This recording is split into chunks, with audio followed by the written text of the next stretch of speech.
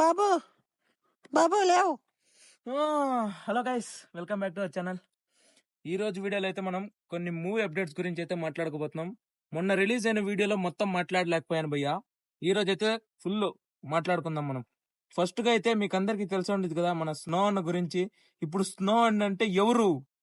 Hollywood range కి ఎదిగేసిన ఆయనకున్న elevations, ఆయనకున్న ఇది ఇప్పుడు ఎవరు పట్టించుకోవట్లేదు భయ్యా. కానీ నేను ఒక యూట్యూబర్ గా ఆయన పట్టించుకుంటున్నాను.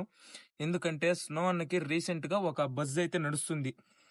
హాలీవుడ్ నుంచి ఒక కాల్ అయితే వచ్చిందంట, ఆయన హాలీవుడ్ లో కూడా యాక్టింగ్ చేయబోతున్నారని.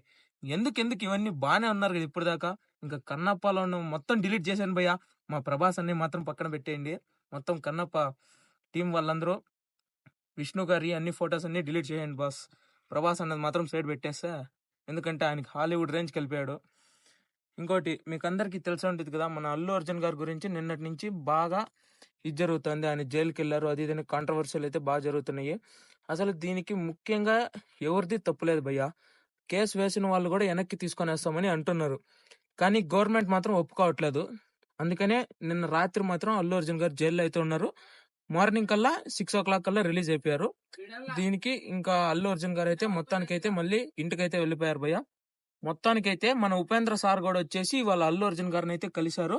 అలాగే ఇంకోటి ఏం చెప్పారంటే, ఉపేంద్ర సార్ వచ్చేసి యుఐ మూవీకి ఆయనే చీఫ్ గెస్ట్ గా రాబోతున్నారంట. ప్రెస్ మీట్ కి వచ్చేసేపటికి మరియు లాంచ్ ఈవెంట్ కి ఆయనే రాబోతున్నారంట.